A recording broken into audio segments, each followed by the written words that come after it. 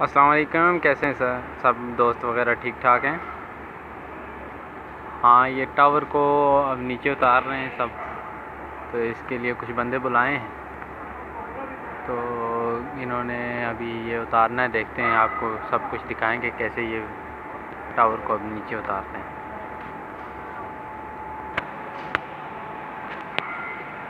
تو انہوں نے اس کے ساتھ ٹاور کے ساتھ اوپر بانس جو ہے یہ باندھا ہوا ہے ابھی، تو 2 رسیاں نیچے لگائی ہیں، یہ ریڈ کلر کی رسی ہے، یہ لگائی ہوئی ہے،